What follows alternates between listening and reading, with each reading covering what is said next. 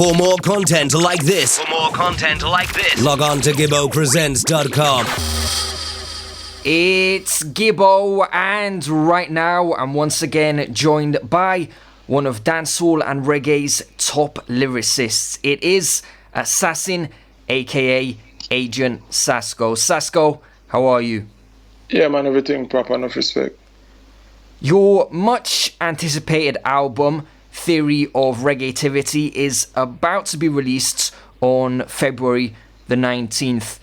Yeah. The title is attention-grabbing and is obviously a play on Einstein's theory of relativity. Yeah. I have to start by asking you, what was the mission statement for this album, your goal, your aim? I wanted to do a sincere project that would reflect my love and appreciation for this art form from, I don't know, 2-3 years old, and so the Theory of Reggaetivity is supposed to represent, my interest in the art form and exploring questions like, where did reggae really start, and what makes reggae music, like what are the distinguishing characteristics, and also more importantly what I've learned so far and what I find to be my understanding of this art form. This is your first album since 2007, your third altogether, and the first not released through VP Records. Ideally, would you have liked to put out your third full-length project before now, or is this the right time? Yeah, I would have to say until you're in the situation and you recognize how things play out, then you get to realize that the timing is just right. I mean, since 2007 and that last album, I've grown considerably as a person, I believe, and as an artist, just the same. And so, having this project out at this time, yeah, I would say it's the right timing, and I'm a lot clearer in terms of what exactly I want to contribute to my music, and a lot clearer in terms of what my goals are. And so, this album, will represent a lot of what my direction is moving forward. This album comes courtesy of German-based label Jamaica Digital, and I've heard you say previously that Pioneer suggested the idea to you. Was it made with the European market in mind? Well, the album was definitely made with every market in mind in terms of doing a project clearly that people would appreciate right across the board. But I must tell you that being in Europe and having conversations and being on the road with Jamaica Digital, a lot of the influence early on was with the European landscape in mind, for sure. But outside of that, of course, anybody who have ears to hear the music, we also did it for them. So that's what's up. And also the album is being released for the European territory on Jamaica Digital, but for the rest of the world, it's my own company, Sound Age Entertainment. I believe the album was originally scheduled for a November release. If I'm correct, what was the reason for the delay?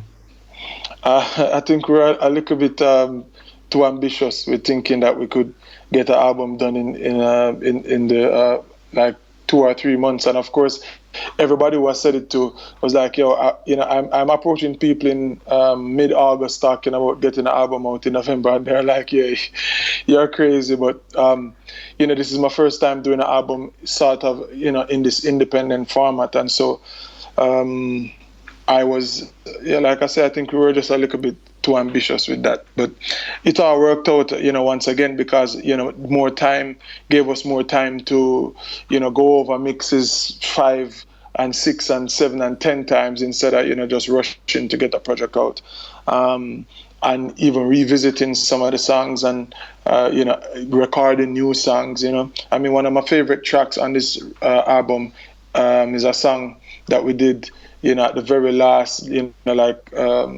maybe I would say like just over 6 weeks ago, if I'm not mistaken. But yeah, a song recorded at Tough Gang, produced by Silly Walks out of Europe, song called Stronger, which, like I say, is one of my favorite tracks on the album. Well, I mean, all of the tracks are almost like my favorite, but you know what I mean? Yeah. So yeah, the timing worked out. Another one of the producers featured on the album is Protege, or Diggy British. Yeah. He's known primarily to most as an artist, not a producer. Can you describe his production style and what he's like to work with in the studio? Well, Diggy has been a bridging, from he came on the scene when that was like 2010 or what have you, and it's a bridging that there's mutual respect definitely between us, and so working with him in a producer artist capacity, it's just, you see, when you remove those labels away and you strip it away, it's just two bridging working on music, and of course, big up Paris, who was also a very critical part of that process. I'm a bridging Flubs, Kimani, and the major label music group. Like it was just just doing music and really expressing ourselves in what we love. It's as simple as that. You don't feel like, oh, I'm the producer now, so let me be a producer. No, it's still Protege and Assassin and what have I, with the music. So, it was cool. And, of course, there's a kind of sound also that I think he has in terms of just, it's old school reggae mixed with, this new vibe, and it's just, it's wicked. One of the tracks which stuck out to me was Slave No More, the collaboration between you and Chronix. And on it you say, I don't want to be a slave no more. Sometimes I wonder what I'm working for. Is this a thought you have often? Are the lyrics based on personal experience?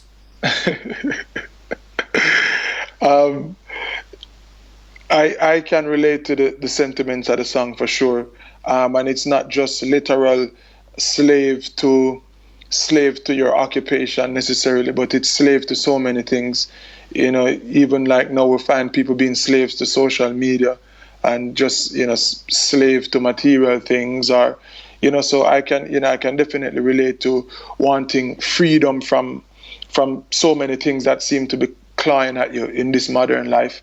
And so I have taken a conscious decision to pursue my emancipation from all these things. So yeah, I don't want to be a slave no more.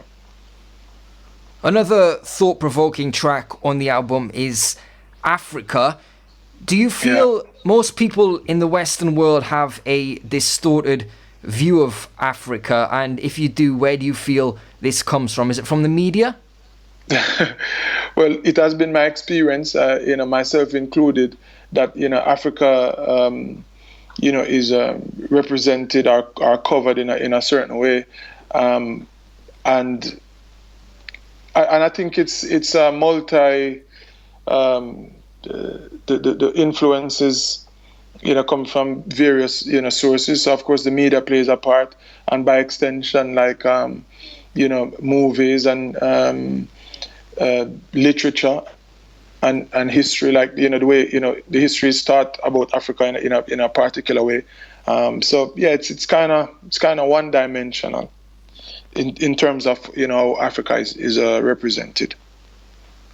Last time we spoke, it was round about a year ago, just after the release of Blacker the Berry, Kendrick Lamar's single featuring yourself, and it's kind of fitting that we speak again now, because just a few days ago he did a very impressive performance that's received a lot of attention at the Grammy Awards, which didn't feature you in person but featured your voice.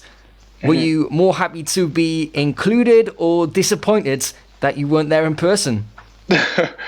I mean, having collaboration with the likes of a Kendrick Lamar, and just being able to be exposed to that platform and that audience is a great thing. And then to be included in a conversation about a primetime performance at the Grammys, a performance that's been touted as one of the best ever, and to be a part of that is just fantastic. I am too aware of how big of a deal that is to be worried about, oh boy, I should have been there. I mean, of course that would have been fantastic, but come on, either way, my music, and when I say my music, I mean my genre and my culture was represented on one of the main platforms you could possibly dream of in music. And so I'm just very grateful for that, and thankful that, I mean, this guy he could have performed so many songs. He could have performed the songs without playing that chorus. I mean, like, so it could have gone so many ways. And so I'm just, I'm really happy to be a part of, such a significant moment in music and in history. Black of the Berry, of course, not your only high-profile hip-hop collaboration. Going forwards, will you limit the amount of hip-hop features you do, or are there more on the way? Well, there's definitely more on the way. I've done a lot of work over the last year, and my style is to just do it and then let the work come out rather than be talking about things. And so what I can tell you is that I've done a lot more work in that regard. Big up my brethren, Cardinal Official, who was instrumental in this Black of the Berry thing getting done, and also we did work together. I'm featured on his new album on a record called OG, which is also just incredible. We also have a project with Bunji Garlin, Cardinal Official, and myself called the Suta Black Project, which is another crazy piece of a musical. I don't know. It's soca mixed with dancehall / reggae mixed with hip hop is incredible. And then I've also work I've done with Raekwon and Melanie Fiona, Soundboy Kill It, a lot of other collabs that have been recorded, not yet released, and so I rather have them come out. And then of course the remix. I was on the official remix of the Adam Levine and Rock City record. What's the name of the record? Locked Away. Locked Away, yes, Locked Away remix. I was also on the Jamie XX remix of Good Times, Popcorn, and Cranium, and what I mean. So I've been getting some work done, and once again, it's just a matter of taking advantage of these opportunities by representing myself and my music well. That's just what I want to continue to do. You mentioned Suit of Black there, the super group, you, Cardinal Official, and Bunji Garlin. You dropped She Bads, a single, back in November. Is there an album on the way? I don't know how you three find time to get in the studio together with the busy schedules you all have. Yeah, as a matter of fact, we really put some effort behind getting in the studio together. Actually, we went to Trinidad for a couple of days, and it was a wicked vibe. And Shibad is one of the songs that came out of that. We recorded like 6 songs in a day and a half. So of course, trying to maximize the time. Album, it's early days yet, but definitely that's something that we have talked about and would like to get done. It's just a matter of logistics, but definitely, we'll be working towards something like that. One of the hot topics at the moment, which several artists have commented on, is pop acts making dancehall and reggae influenced tracks. Justin Bieber and Rihanna being notable examples, and the use of the term tropical house by some to describe them. Do you have a take on this? Well, I mean, my take on a tropical house, like I'm at a tropical house right now, which is in Stony Hill, St. Andrew, which is where I live. Of course, it's a what do you call it? It's a balanced discussion, I think, needs to happen, and not an emotional one, and not one based off different notions rather than facts. You know what I mean? And the fact is that music is all inclusive, and of course, we don't want our genre to be a genre that only we care about here in our corner of the world. We certainly want people from all walks of life and everywhere throughout the universe to love this music and feel like a part of it. I want to do it. Reggae and dancehall music was born from other genres, and so that's not the issue here. I just think it's a matter of branding. If you're gonna do a dancehall song, just call it what it is, and that's it. End of discussion. So if we want to be 100% objective and say is Justin Bieber's song a dancehall song? If it is, then call it that. Rihanna's song is a remake of a rhythm produced by Richie Stephens some time back, and if Richie Stephens' production was classified as dancehall, then the argument is done. The Rihanna record is a dancehall record. That's it. It's no deep controversy. It's no deep conspiracy. It is what it is, man. Call a spade, argument done. Now, I understand also that if there is a new sound that features dancehall and features a bit of pop influence or whatever, then if you want to say that there's a new genre being born, fine. And if you want to call it tropical house, I guess that's fine too. It's just make sure that accurate credit is given where necessary. So if you want to say tropical house is a music born from dancehall and a pop fusion, who am I to say it shouldn't be described as such? All I'm saying is if it's a dancehall record, you better call it a dancehall record. Lastly, before we finish, I believe you recently had the privilege of meeting Serena Williams while she was in Jamaica, helping build and open Saltmarsh Primary School. Did you discuss music with her at all? Is she a big fan of reggae and dancehall? Well, I didn't get a chance to get to discuss the music or anything, but what I can tell you is it was at a party, and she was getting on to some reggae and dancehall, so I know firsthand that she enjoys reggae and dancehall, and I even I touched the mic and did a little thing too. So yeah, definitely she's a fan of the music, and of course we have to say big up to Serena and the work that she and her foundation has been doing in Jamaica. I mean, building schools and investing in the future. We say 100% enough respect.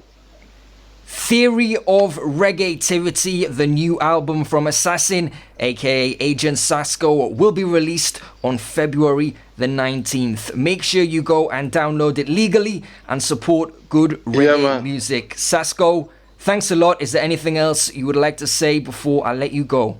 Well, love and respect, to yourself and to the fans, and everybody tuning in and listening, and also recognizing the contribution of people like Agibo, to this great music. I mean, right now we talk about pop acts doing reggae and dancehall, and just being in that space and being on that platform, they really have incredible reach.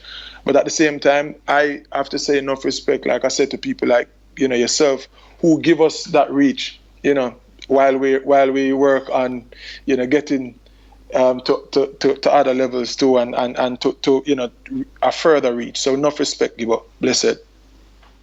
Gibbo presents